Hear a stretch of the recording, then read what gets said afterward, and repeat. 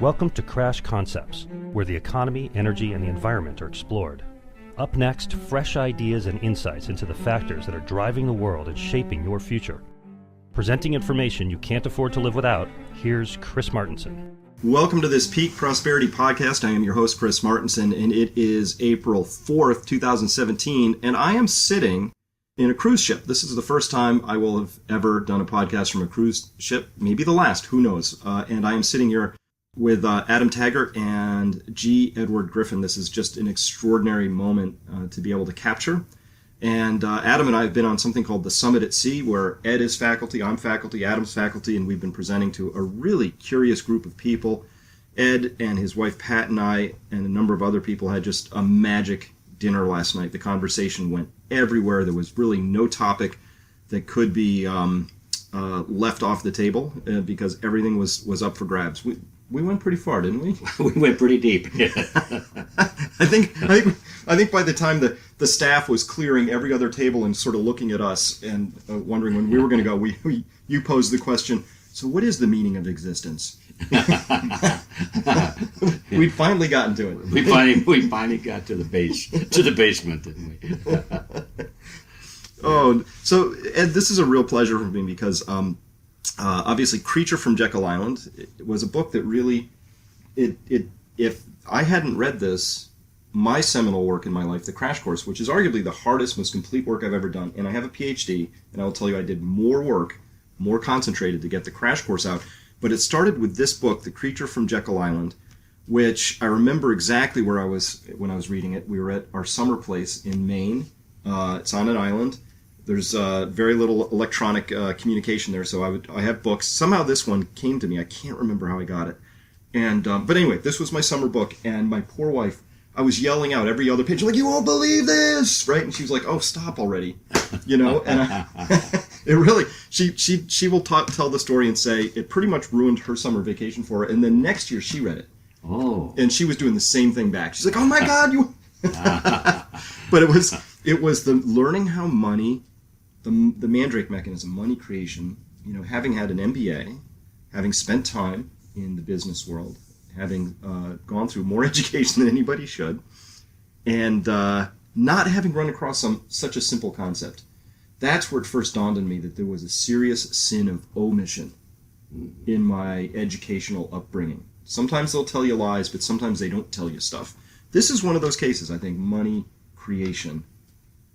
Tell us about when you were researching this book and coming across money creation and what it took for you to unearth that, and whether you found even otherwise maybe people at the Fed who should know, who didn't know. I remember, it was just, for example, just 2 years ago, I think, Bank of England came out with a paper, a research paper, and they said, oh my God, money's loaned into existence. You remember that one? Kidding, really? Remember that one, Adam? That was a good one. The Bank of England, huh? Yep. They made that great discovery. They did, and it was a research paper, and it splashed, and people were like, we did not know this. I'm not kidding. That's hard to believe, isn't it? But no, it's really not hard to believe. That's where you come around to it, because, as you said a moment ago, it's omission, but the question is, why is it omitted? Is it omitted because of somebody made a mistake? Mm-hmm. They were ignorant? Or was it omitted because it was designed to be omitted? And so when you really get into it and you understand how the mechanism skews the whole economic system in favor of just a few people, mm-hmm. or certainly a class, I like to call the financial oligarchy, well, then you realize there's incentive to be deceptive about it. And there's no greater incentive than money, Money is power. Money is, you can do anything you want to with money almost. And so if you have your hand on that lever of power, and you think that the way to keep your hand on that lever forevermore is to not let anybody know that there even is a lever, why then you're motivated to conceal that fact. And so reluctantly, I think most people come to the realization that this is by design, that we don't know much about this. Mm-hmm. Well, I've given talks all over the United States and the world, but I ask a question pretty routinely, which I forgot to ask at this one. But the question is, how many of you learned about how money is created in the banking system in your schooling? And to date, I've had 0 hands go up, although one guy at our website said, oh, I learned that. out of all the thousands of people who come to the website, one person claims to have been taught this at one point, but this was back in the 70s. So maybe this was taught at one point. But certainly it's absolutely not taught. And a good friend of mine, her son, when he was in the 6th grade, taught this, went across the crash course and then taught this to his 6th grade class using Snickers bars, right? And the class was outraged. Like, that's totally unfair, right? So it's not a hard concept intellectually. But it's almost universally not taught. Yeah, the hardest part of it for me, and I think that's where this is going in my own epiphany on all this, the hardest part for me was to realize that it was actually as simple as it was. Because I was looking for a very complex mechanism. And I couldn't believe at that time that there would be deliberate deception in the system. So I was working on the false assumption that everybody in the system was doing their best to make it work on behalf of mankind and on behalf of society. And so everything that went wrong was in terms of, oh my goodness, we made a mistake here. We have to learn from this mistake. I couldn't entertain the idea that these were not mistakes at all, and that the goal was not to benefit mankind at all. And so where we would sometimes say, well, look, the Federal Reserve System is failing to meet its goals because it said its goals were to stabilize the economy and to preserve purchasing power and all of that sort of thing. And finally I came to the realization, no, those are not its goals. If we understand what its goals really are, then it's not failing at all. It's succeeding amazingly well. And most people, like I, found that an impossible assumption, and we couldn't get over that. I couldn't get over it for the longest time. And then finally I just had to give up and say, well, that's it, folks. Let's get back to reality now and take it from there.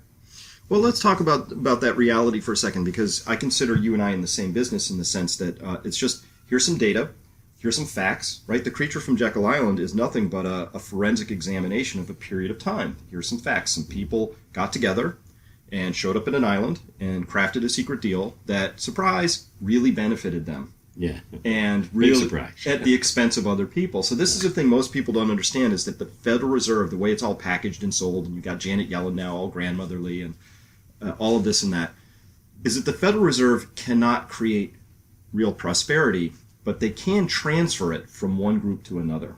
They're a transfer agency, not a wealth creation agency, although people confuse that because we say if you create money, you're creating wealth. Not the case. They're really just transferring, as every central bank is, not to pick on the Fed overly here, but I think they're all constructed the same, which is it's a large harvesting mechanism. And I don't know any other way to look at it now, but people are having their wealth harvested and transferred from the many to the few. But it's such a tiny few. Yes, it is. Amazingly a small group, isn't it? And therein lies one of the great needs for the confidentiality, shall we say, or the secrecy of the whole movement.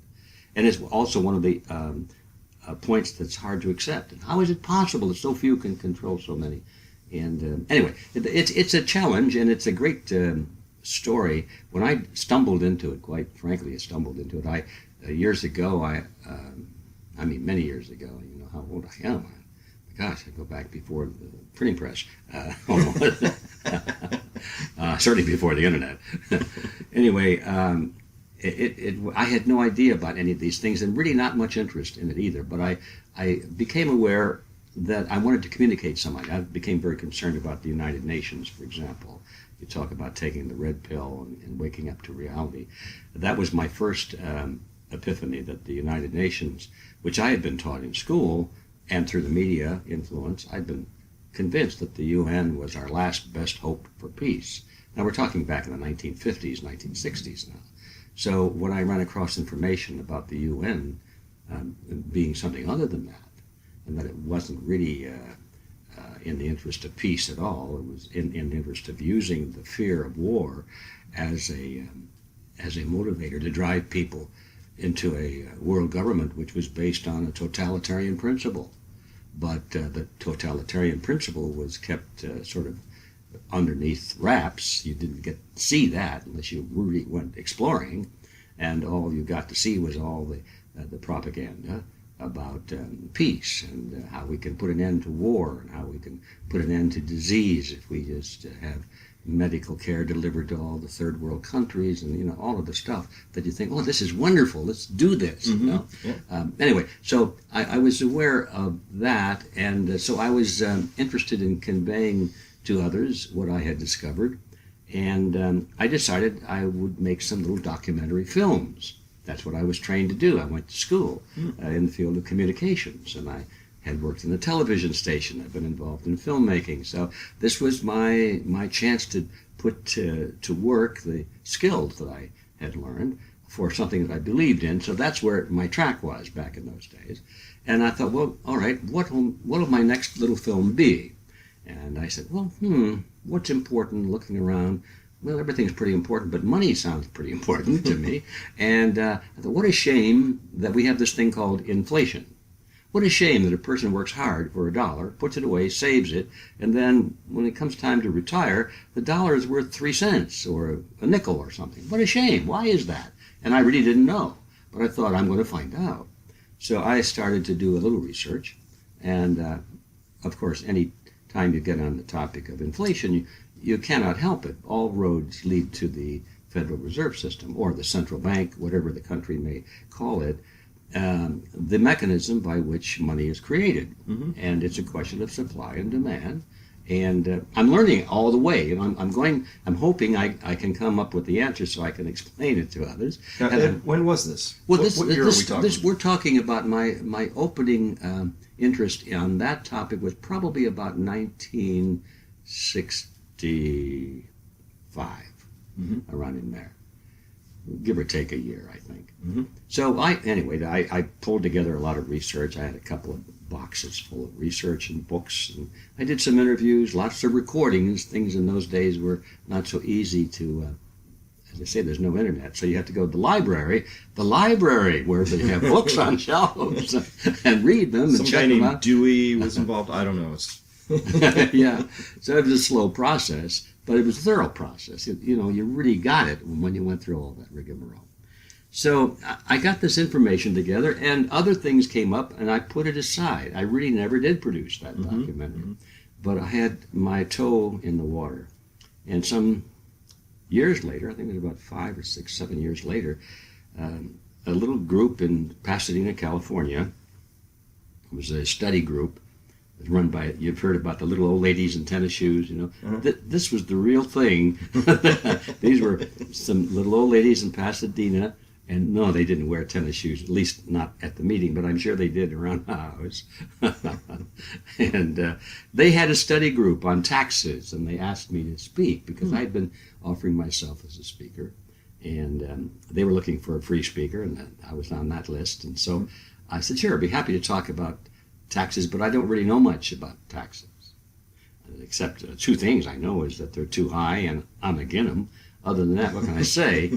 But I said, I might have something of interest to the ladies on the topic of a hidden tax. And so she said, well, what is a hidden tax? I said, well, it might be called inflation. Maybe it's a tax that you don't even know you're paying because you don't know who's getting your money. Oh, that sounds interesting, she said. So I went and pulled up my boxes out of the closet, went through them, and it blew my mind because I had forgotten all of that. And initially, the process was slow and incremental, but this time it was all compressed, and I got the whole picture for the first time. It was like years later. Maybe you I got slept the whole on it. picture. Yeah, it gelled, and there was. Oh, it just scared me to death. I thought, what have I got here?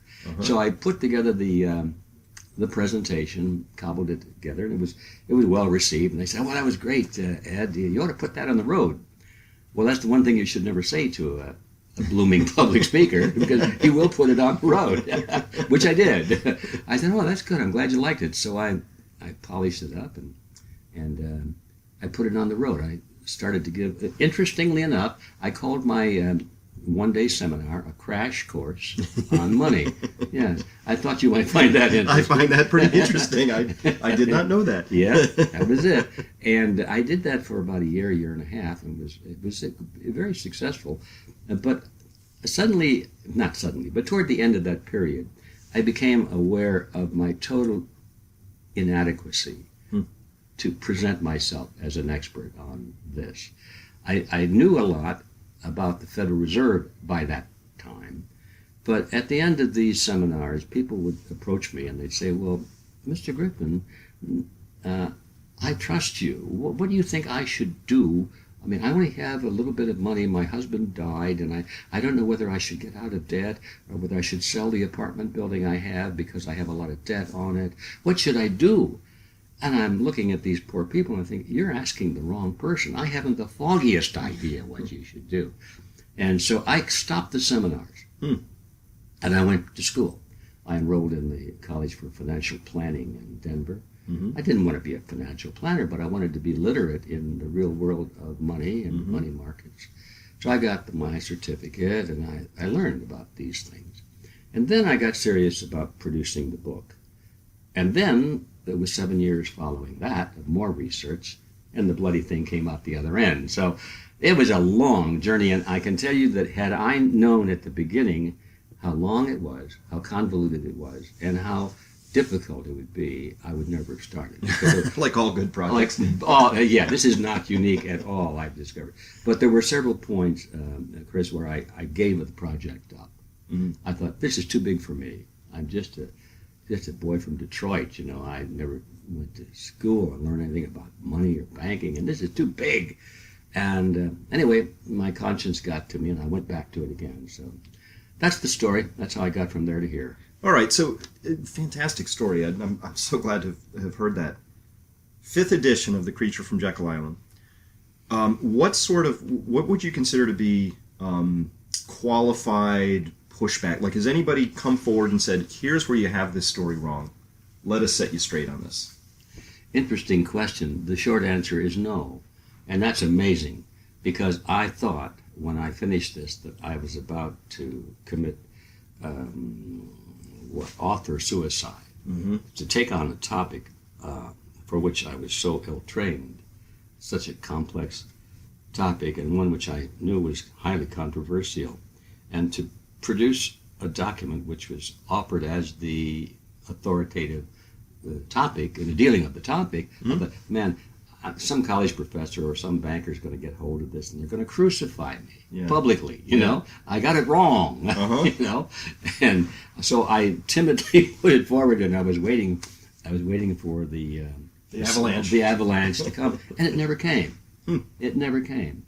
And I couldn't believe that. And finally, it was confirmed in my mind that I probably accidentally got it right. I was on a radio show back on the East Coast. I've forgotten what show it was, but I was invited to talk about the Fed. And when I got to the studio, to my surprise, they had a college professor there from a local university. So it wasn't just an interview, it was a debate. And I didn't know that. I would have gone anyway, but I was scared to debate with a professor, you know, professor of banking and money, because I knew that these guys had a lot of information.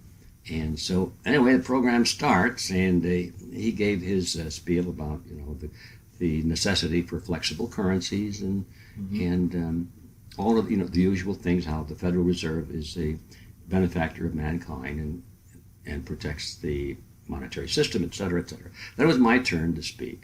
And I just sort of blurted it out, you know. I said, no, that's not quite the way it turns out. Here's what I found out. And then I thought, well, here's where the fun begins after that. And it was back to the professor again. And now this is what you're going to enjoy hearing. I thought, here it comes. And he says, well, what you say is true, but we're living well, aren't we? I thought, is that the best he could come up with? We're living well because he is living well, and the benefactors of this system are living well, and everybody on government grants are living well, and in the academic world are living well, but the poor people on the streets who are contributing unknowingly all this money to that little narrow group are not living so well anymore. I thought, so what he really was saying, since some of us are living well on the system, who cares whether there's plunder involved?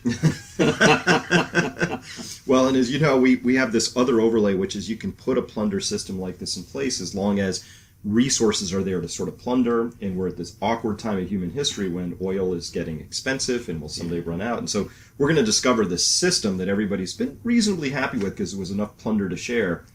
there isn't anymore, and the system also, in an accelerating fashion, pulls it towards the top, and that's why we have 8 people in the world who have as much, air quote time, wealth as the bottom 3.5 billion people in the world. 8.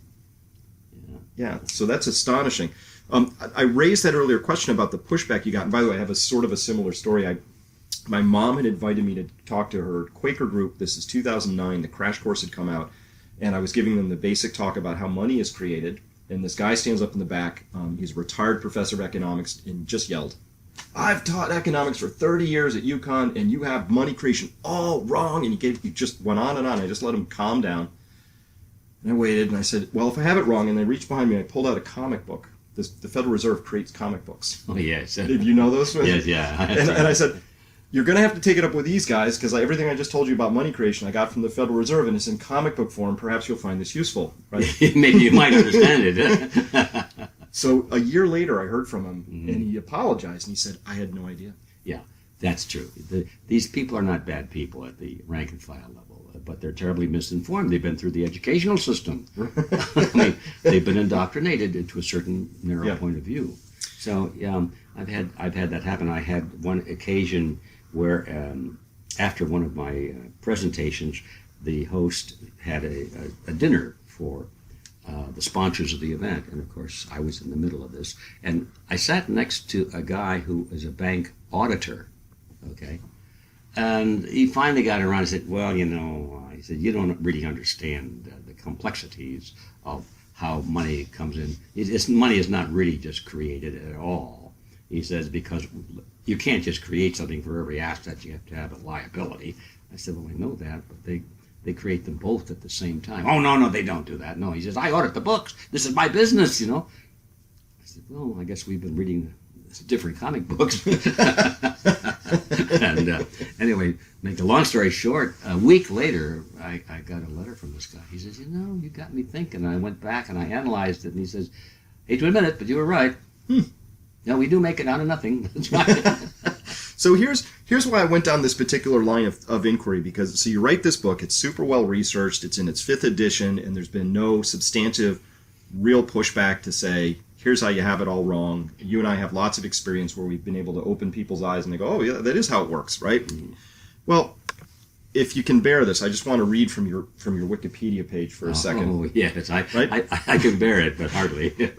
So here's how the world is decided. I'm sure you've tried to change this, but the people who the editors at Wikipedia who've weighed in on your bio. Here's the first few lines from how they're introducing you.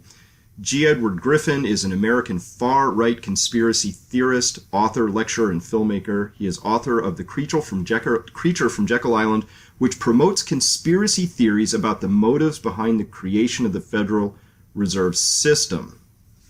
And it goes on from there, and they use the word conspiracy several more times. You've got other lines of inquiry you've done around nutritional deficiencies and medical stuff, cancer, things like that, 9/11, all of that.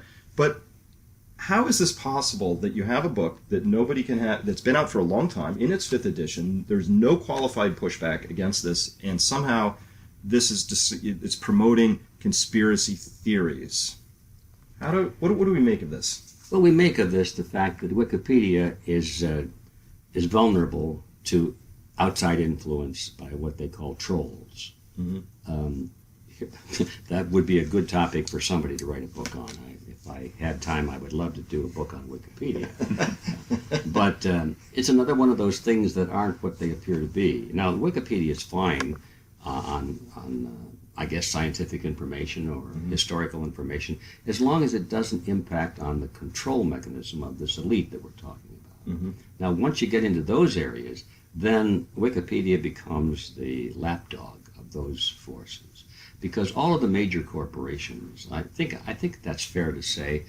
I have to admit, though, I haven't checked all of the major corporations to see if this is true, but I believe it is, that all of the major corporations, especially those that are dealing with ideas and products that relate on this control mechanism, I'm talking about money, I'm talking about health care and that kind of thing, they have full-time people contracted to monitor Wikipedia 24/7. There's always somebody from those corporations watching it. So the minute any entry is made touching on their sphere of influence, they immediately change it or correct it. And because they've done that so often, and they're paid to do it, so they can devote their lives to it, they move up in rank and become editors because they do spend time doing it. And they become the ones who are the gatekeepers for the information on Wikipedia.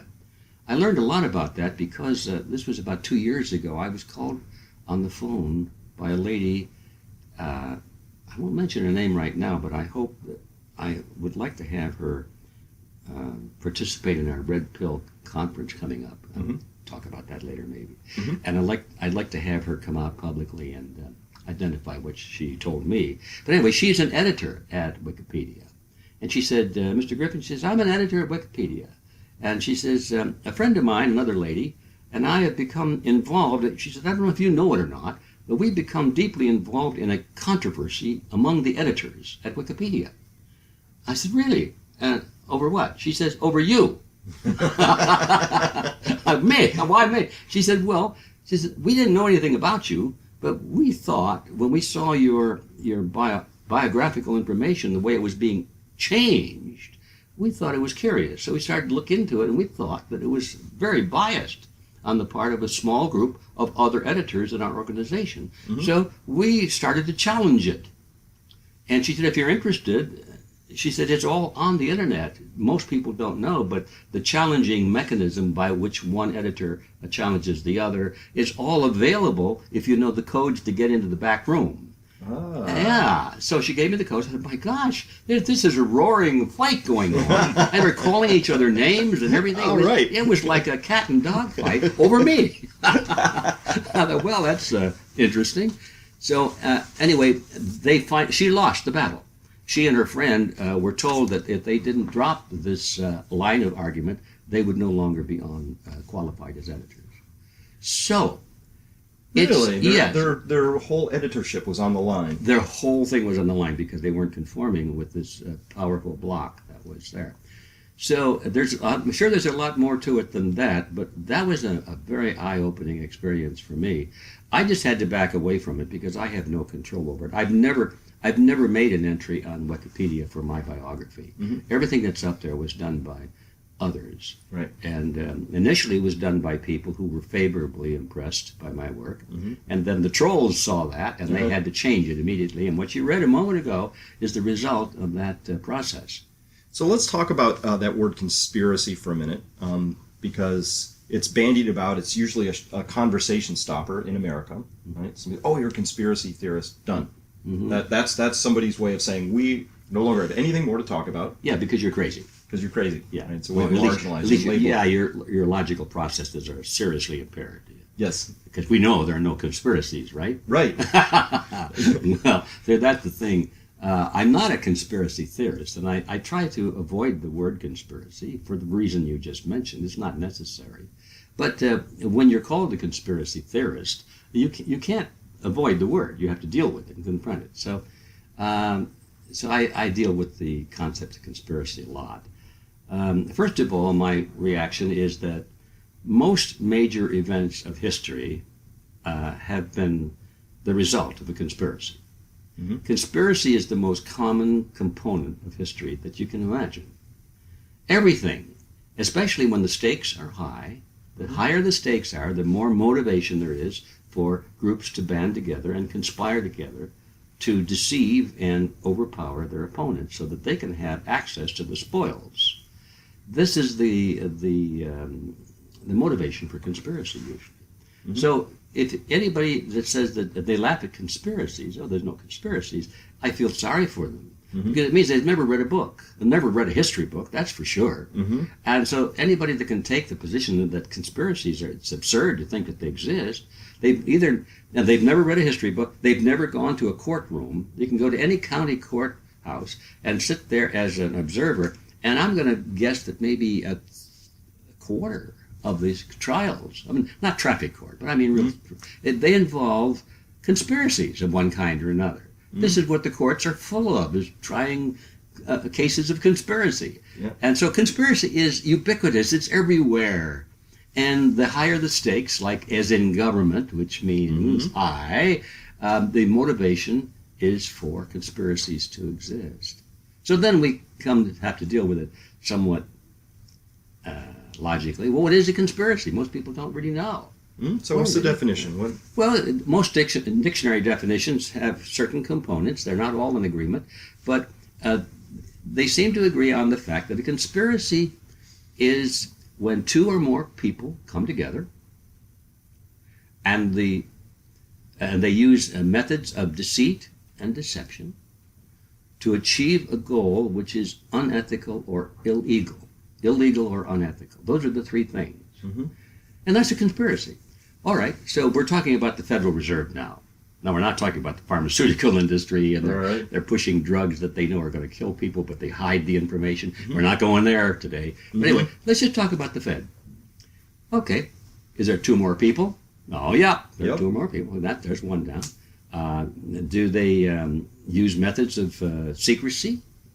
Yep, they have secret meetings. They talk about that this is a closed meeting. We do things you're not allowed to know. Yeah, of course, they don't talk about everything. Highly secret. And is the result, is it either unethical or illegal? Well, now that's where it gets interesting, because first of all, it's not illegal what they're doing, because these people write the laws. That's the reason they go into politics, is so they can write the laws so that what they want to do is legal. Okay, so that's legal. What the Federal Reserve, they're plundering people legally. But what about this thing called unethical? Well, they would say their actions are very ethical because they're, the propaganda is that the Federal Reserve is stabilizing the economy and preserving our purchasing power of the dollar. I mean, my gosh, anyway. So they say this is all ethical. They're doing it for the American people. But you and I, anybody else that's not on the receiving end of all this money flow that they have there, and we look at what they're actually doing, most of us would say this is highly unethical.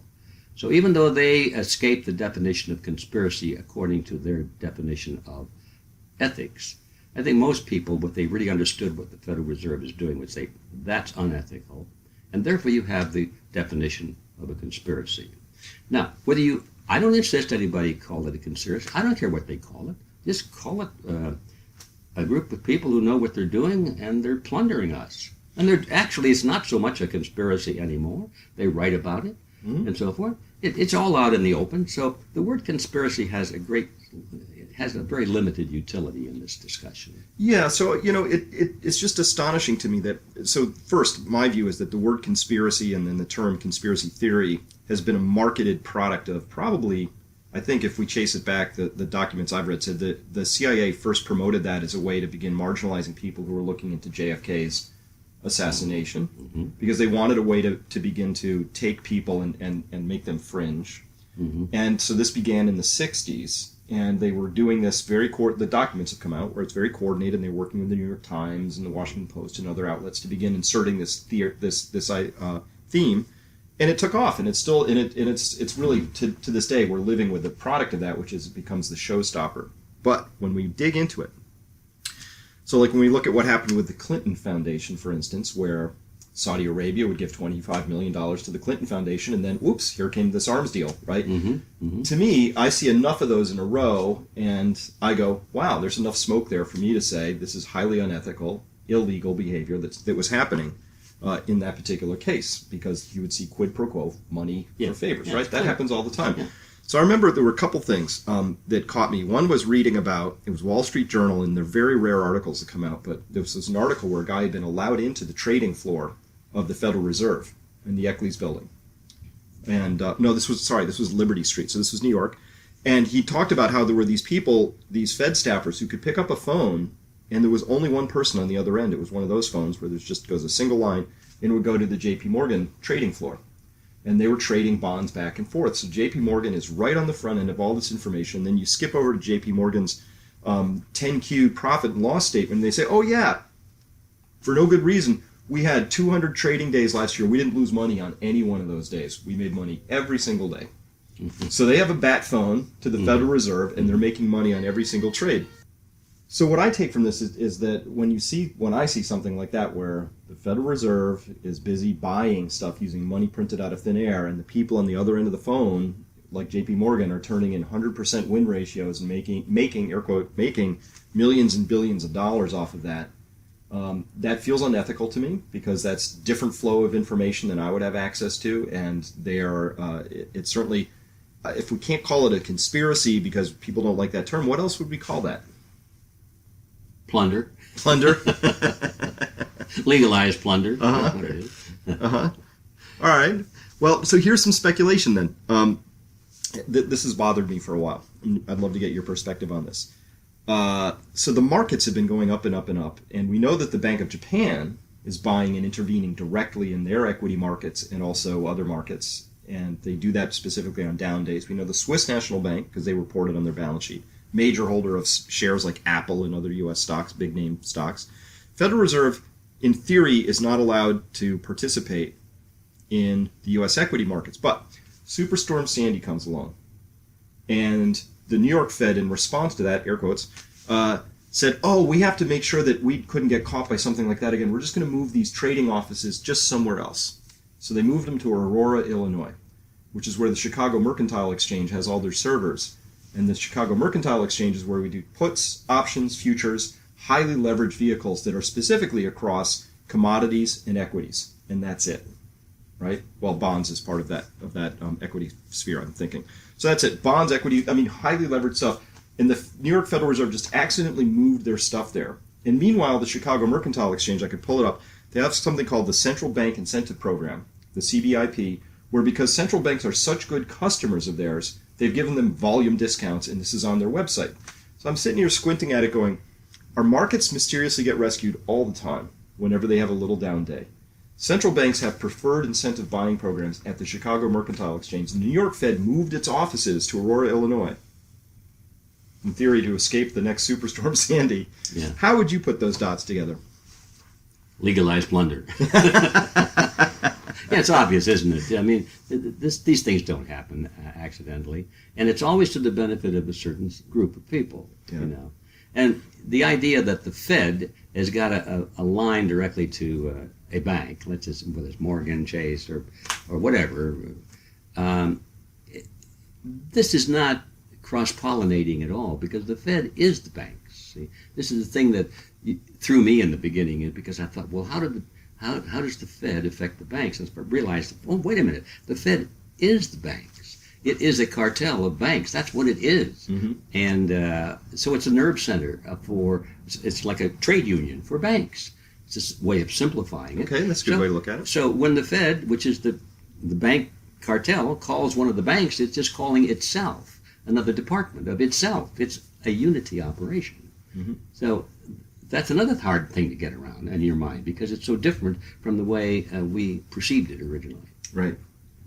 Right. Well, we could go on and on about the Fed, and of course I will later, but in the interest of this recording, I'm noticing that you have a really interesting conference coming up, the Red Pill Expo. Have you ever put anything on like this before? Never before. This is an exciting new experience for us. And we're talking about the illusion versus the reality in banking. Uh-huh. The thing that motivated us to do that is that we find that dichotomy, illusion versus reality, everywhere you look in the world today. And the more important aspect it is in our lives, it seems like the more likely it is that there's going to be illusion there rather than reality. So we thought we'd bring all of these areas together because everybody's taken a red pill of some kind. Not everybody, but kind of people we like to talk to, at least. The interesting ones. The interesting ones have, yeah. So we thought we'd provide this meeting place, this central place, this big umbrella to bring everybody together and talk about the red pills that they know about. Well, and so this is we'll put a link to this, of course, at the bottom of the podcast, but this is June 23rd and 24th in Bozeman, Montana. Why Montana? Bozeman, Montana, yeah. Well, first of all, we were interested in it because it was less expensive than the usual convention centers like Las Vegas or Atlanta and so forth. And but then it turns out that it's kind of a tourist attraction, especially in the summertime. Mm-hmm. It's got a narrow window of good weather, but that happens to be right in the middle of it. And so it's a beautiful place, and it's sort of out of the usual hectic distractions that you find in the big city. And a lot of people want to go there to spend their summer vacation. They're bringing their kids with them. They're bringing the RV with them, and they're going to go visit the national parks on the way and so forth. So it turns out to be a very good move for us. All right, and for those very few of you who don't know, red pill is an allegorical reference to the sci-fi movie The Matrix, which, of course, I reference all the time myself. And the red pill, when you take that, you begin to see reality in the life you're actually in. And so you're building this as an expo that gives the awakened ones a chance to meet each other and to realize they're not alone, to develop ways to network and help each other, to form a coalition, to discover who exactly their controllers are, and finally to participate in activities that will dismantle the matrix. So this is something we do. One of the biggest values of the seminars that we hold, and we're just about to do one coming up at Row, is honestly the value is just getting the people together. Yes. So they can talk to themselves and go, oh, I'm not nuts, right? Yeah. It's amazing what networking can accomplish. And the internet is great, but it can't replace that face-to-face contact. I mean, the kind of relationship that is being developed here on board this ship. Right. My having a chance to meet you and Adam over there, and real people. We talk and we remember how our eyes look when ideas come across our mind and so forth. And so it creates a bond, really. And this is the thing one of the things I believe that's been missing from what I like to call the freedom movement, is that we think we can just publish stuff on the internet and it'll somehow solve the problem. No. We have to get together. We have to become unified. That doesn't mean we all have to agree on everything, but we all need to help each other. And there is this common denominator in all of these movements, all these red pills that are out there. The common denominator is that the illusion is being enforced upon us by the state. We talked about plunder, and I add the word legalized plunder. It's that word legalized, that's the element that makes it so bad in all of these areas. I mean, vaccinations, you could argue whether they're good or bad, but when you have forced vaccinations, now we have a different animal. You can't escape it. Your own judgment is short-circuited. The state is now telling you what to do. And everywhere you look, in schools and medical services and in banking and money, communications, even freedom of speech, everything is becoming enforced by laws, and you have to comply and be regimented. And this is the common denominator, I think, if we find all of our red pill folks to realize that this is our common bond, and we have to break that matrix right there, get the coercion out of it. That our good friend Jim Kunstler, who I'm sure you're aware of, the author, he calls everything's a racket. And so we dismantle the healthcare racket quite a lot. Adam and I both decoupled from the toxic food industry, which I'd grown up on and ate. I was really falling apart at one point. It was a few years ago, much heavier and really starting to feel my joints were all inflamed and aching, and I thought I'm getting older, which is true, but that was my excuse. And then I went to a naturopath, got a few blood tests, very simple, and discovered, I'm eating foods that are inflaming me. My body's fighting them. It doesn't have energy left over to do anything else, but in the fighting, it's also attacking my cartilage and my tendons. So cut a few foods out, and wow, what a difference in my life, right? How does it come to be that I have to personally undergo a pretty interesting avenue of inquiry to find that? Because I can't find that information at my doctor's. I'm not going to find it from the USDA or the FDA or the EPA. None of that information was available to me through what we would call traditional sources. Never taught about it in school. Almost every doctor I've talked to, MD, said, was nutrition a required part of your training? And they're like, no, it was an elective, or no, we didn't even have it, right? Right. And it is the foundation of all health, right? Yeah, so right. So it's just everything, but it's such this is why I think it's fabulous to have a conference like this, because people, once you wake up, you realize we're surrounded by rackets. Well, there's racket, so that's a better word than conspiracy, isn't it? But it is a racket, of course. Yeah, if you can trick people into to using your product or your service, and it's a non-competitive price, what better racket is there than that? And of course, that's the whole pharmaceutical field, right? Yeah. And now the element of coercion is added to it, so that you are not allowed, by law, you're not allowed to use certain therapies that we know are highly effective. And now you're not even allowed to speak against the established therapies. freedom of speech is now infringed upon in the health field. Yeah. Up in Northern California, as you probably know, the legislature there, the local legislature, passed a law that the school books, if there was any mention in the school books that questioned the validity of vaccines, they were to be removed from the schools. No, in other words, it's illegal to even question a scientific issue. Mm-hmm. They want to make it illegal to question man-made global warming. I mean, you go to prison now if you say, I don't believe that, I think it's bunk. Mm-hmm. Oh, you go to prison, and that's what they're working toward. So we're back to that element of coercion and force in every aspect of our lives. Yeah. And this is the common denominator that we hope people will see at the Red Pill Expo. Well, fantastic. And, of course, you'll be there. And I see some other names on here I recognize. We've got James Corbett. He's an interesting guy. Cynthia McKinney, very interesting. Joel Salatin, friend of ours. Robert Kiyosaki will be there. Lord Monkton, Patrick Wood. Very interesting people. And what do you hope? Like, you'll have a bunch of obviously fascinating speakers and more TBD. But tell us how's it going to be structured? How are you going to run this one? Well, that's an embarrassing question because we're still struggling with that. I think that the key is not too highly organized. Mm-hmm. We want to be flexible because one of our objectives is to allow people to network with each other. So if you have a highly structured program, we'll be there in 5 minutes and no time to talk or anything, you've defeated your purpose, I think. So our structure is going to be fairly loose. We have a lot of off time between speakers, and a lot of time to go visit the exhibits, a lot of time to go in and get a cup of coffee and sit down and talk, and whatever else they want to imbibe with. It's not a heavy drinking group, I can tell you that, but there'll be some people who like their cocktails, that's fine. So our real objective is to keep it loose so that there's plenty of time for everyone there to meet everyone else there that interests them. And we want the participants to be a part of the program actively rather than just passively listening to somebody. That makes sense. Makes a lot of sense. So you've got that going on. What else? What else is going on in your life? What are you working on? Well, thank you for that question. Let's see. Let me count the ways. Well, Freedom Force is the organization that I founded some years ago, and we just finished in December last year. We finished a conference. You're going to love this. The title of the conference is Global Warming: An Inconvenient Lie. Okay. Any questions about the theme of that one? It's pretty clear. We did our best to assemble the scientists, the journalists, the researchers to completely disprove without a shadow of a doubt that this theory of man-made global warming is complete bunk.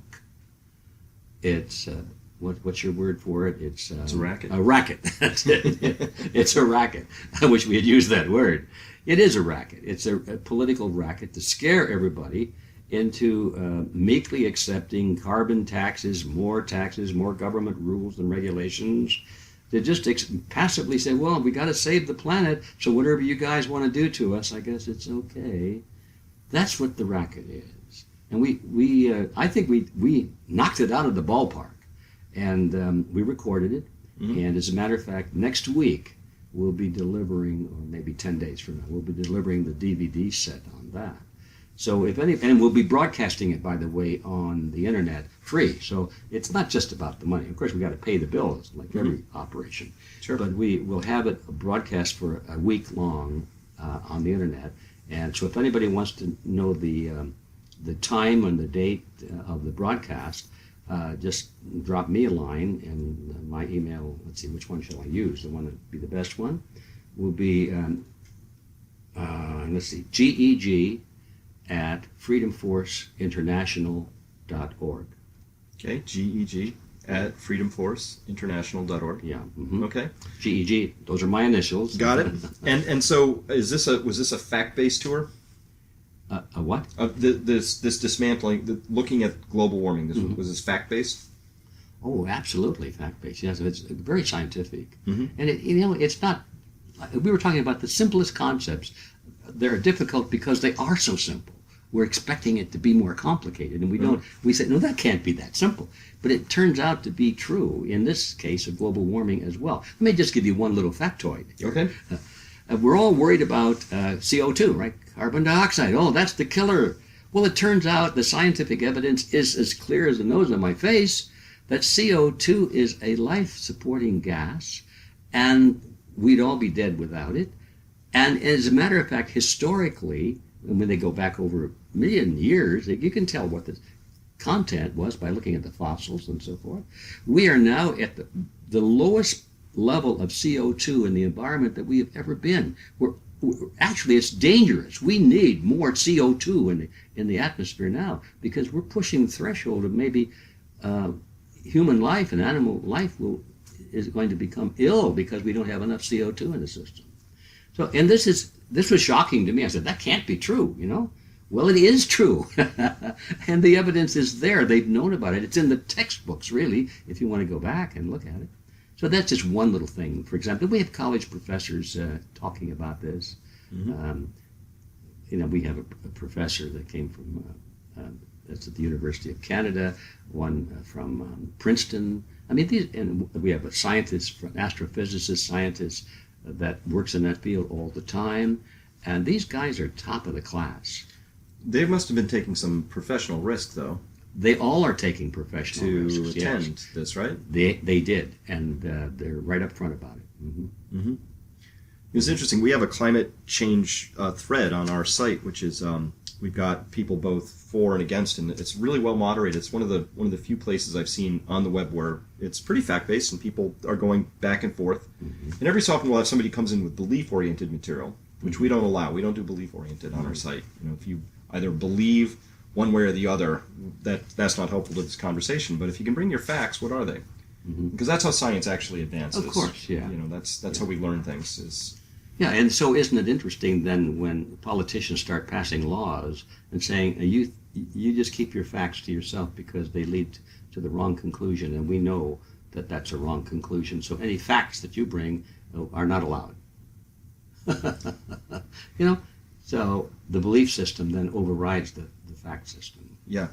All right, so you've got Freedom Force, and you working on any books right now?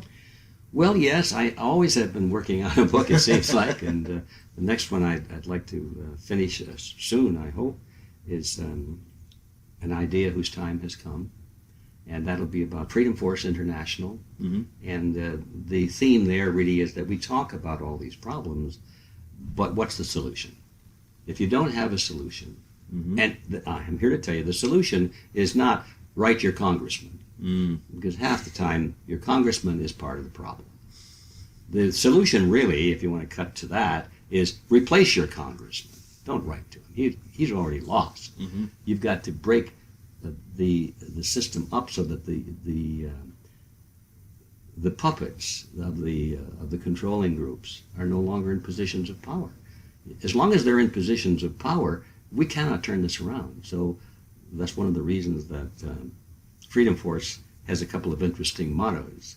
The official motto of Freedom Force is in Latin, and it's impotentes defendere libertatem non possunt. Well, that translates into those without power cannot defend freedom. A very important concept in the freedom movement that's been missing up until now.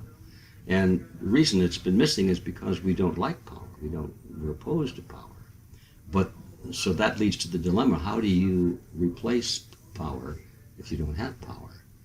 Well, there's a philosophical answer to that. It's that the idea of truth itself will overcome power. That's kind of not true. Maybe in 1,000 years it will, mm-hmm. but in your lifetime and mine, it probably won't. Because the forces of evil, the forces of deception, can acquire control of the state mechanisms and by law make truth illegal. And we're back to that theme again. That's the problem we're facing right now. Well, they only do that as a last desperate act. So the unpleasant fact is that truth does not prevail just because it's true. It needs defenders. It needs people who will speak the truth and proclaim the truth and who will actually get up off their couches and go out and promote the truth. Mm-hmm. So that's the thing that's been missing. We think, oh, we're on the side of truth. The Lord will take care of us, you know. Well, maybe in heaven and all of that, but how about on this earth and for our children and grandchildren while they're on this planet? These are philosophical issues.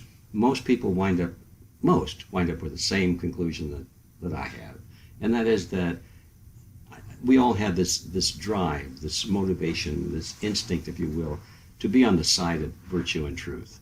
No matter how we might define that differently, mm-hmm. we want to do what is right. We have that built-in desire, and so if that's built into us, it's probably put into us by whatever force created us. Mm. And so I have come to the conclusion that whatever I'm supposed to be doing in this world, I'm probably doing it because I can't do anything else. I'm driven to do it. Yeah. So I don't have to waste too much time trying to analyze it, although I do waste a lot of time trying to analyze it. But I just better do what my impulses are. Yeah. And my impulse is to be on the side of truth. And that means I have to not just sit by and wait for it to happen and say, gee, I wonder how this is going to turn out. We have to become active and real defenders and crusaders for truth. I totally agree. And what Adam and I have been up to is that truth alone is insufficient. Well, for a very small select crew of people, but I'm going to call them 1% or less, are capable of hearing and sorting through. Everybody else, there's a process that's to become an effective communicator of these things that we've had to learn about, which is that most people make their decisions and on basis of beliefs. And so really getting new truth in is a process of dismantling old belief systems. I think Niels Bohr talked about this in the science realm, saying that science advances one funeral at a time. Meaning, for the scientists who are entrenched in their way of seeing the world, sure. Like it was impossible for them to reconstruct their belief systems after a certain point, after they'd invested so much in. And so that's the point. We're really up against very entrenched interests. They have a lot invested in things remaining hidden, things going in a certain direction. But as you and I know, this direction we're heading in is a really bad one, not just for individuals, but collectively, I think, for everybody. This is not a good direction to be going in, so we have to break through somehow and figure out how do we reframe this so we can wake up to the fact that all these rackets are running. They're not good for us. They make us sick, fat, and unhappy, and all of those other things. But besides which, we're really heading in a direction of really killing the planet overall. And that's the way I look at it, with consuming resources and looking at species loss and things like that. That's where I get my motivation is not only can we do better, but we really need to. And we will, because that's a drive. I'm back to that. You and I are driven by this. Mm-hmm. And I think most people are. Once they hear the sound, once they hear the chord, they'll say, that's the chord I've been waiting for, Yep. And so it's our job to bang the gong, let them hear the chord, hear the sound, and I think most people will respond to it. And more are. And so I'm going to take this moment to thank you for coming first, and for having been hitting on that gong for a very long time. And without your work, so many people, myself included, I don't think would be here to carry that and pick that up. So thank you. Thank you so much for what you've done through all this time. Well, onward and upward. Very good. Well, Ed, thank you so much for your time today. My pleasure. Wonderful interview, and hope we can do it again sometime. Well, we'll see you at the Red Pill Expo. Fantastic.